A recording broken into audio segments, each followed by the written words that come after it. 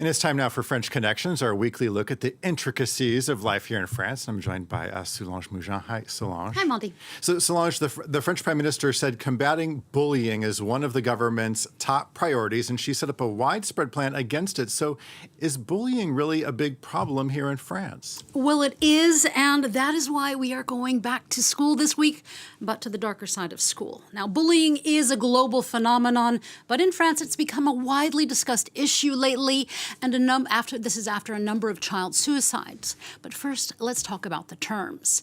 In French, school bullying is called harcèlement scolaire, or school harassment. This is verbal insults, obscene gestures, psychological violence, or even physical harm. On me lançait à chaque fois « t'es roux, oh le rouquin, poil de carotte ». Le pire, c'est que ceux qui m'insultent, c'est tout le temps drôle pour tous les autres. Les jours, il m'embêtait, il mettait des coups de coude, il me poussait, tout ça, il m'insultait. Mes messages, et je recevais surtout des insultes. Comme quoi j'étais grosse, moche, que je servais à rien.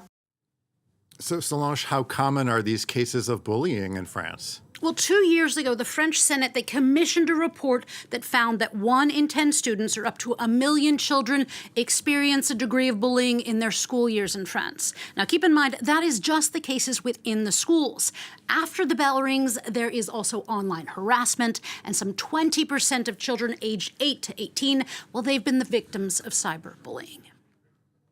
C'est plus facile de participer à la violence qui vous paraît entre guillemets virtuelle quand vous êtes caché derrière un écran et que vous feriez peut-être moins vis-à-vis d'un élève en face à face, du merci. À l'inverse, côté victime, c'est vrai que le gros traumatisme supplémentaire du cyberharcèlement, c'est que ça ne s'arrête pas aux portes de l'école et qu'effectivement ça vous poursuit à la maison ou ailleurs. Well, so how do parents deal with these situations? Well, the helplessness and the isolation that many children feel, well, that feeling is often shared by their parents. Some parents say that their pleas for action are often faced with this old school idea that, oh, it's just kids being kids. J'étais au 7e étage, ils voulaient se défenestrer. Donc, puis moi, forcément, on est obligé d'aller à l'école, donc j'essayais de le lever tous les matins et de l'emmener à l'école. Et donc, c'était des crises de nerfs, c'était des appels au secours. Un site, pour moi, ça ne vaut pas grand-chose. Il faut de l'humain. On gère un problème humain, il faut une réponse humaine. Je crois vraiment que l'essentiel, ce serait d'encourager les chefs d'établissement à déclarer les violences. Arrêtez de dire « il ne se passe rien » alors qu'il se passe des choses. On le sait tous.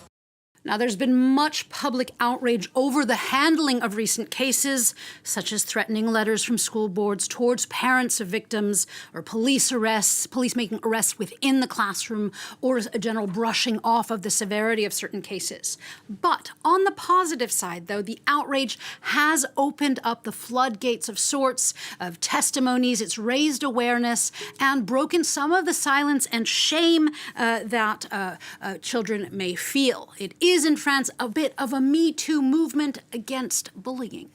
What about the government and all of this? Well, back in June 2023, after a 13-year-old's suicide, the Prime Minister she expanded protocols and created new ones, like having the bully and not the victim change schools. And she also commissioned this multi-ministry plan that is being led by the Education Minister.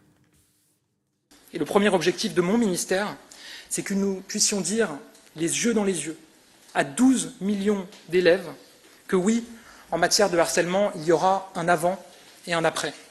Un avant et un après sur la prévention, un avant et un après sur la détection, un avant et un après sur les solutions. Notre objectif est clair. Il faut que la peur change de camp pour que la peur disparaisse. And this plan has a slogan. It is to 100% prevent, detect, and solve bullying. Yeah, and there are a plethora of measures in it. Empathy classes in selected schools, training for all of those working with children over the next 4 years, questionnaires for children to fill out about how they feel about harassment, 2 hours of class on Anti-Bullying Day in November. There's also a single hotline now, the 3018, and also they're creating a board of ed teams that are ready to intervene. Now, they've also strengthened judiciary responses like jail time, with extreme cases being automatically and systematically sent to prosecutors. Now, the government also wants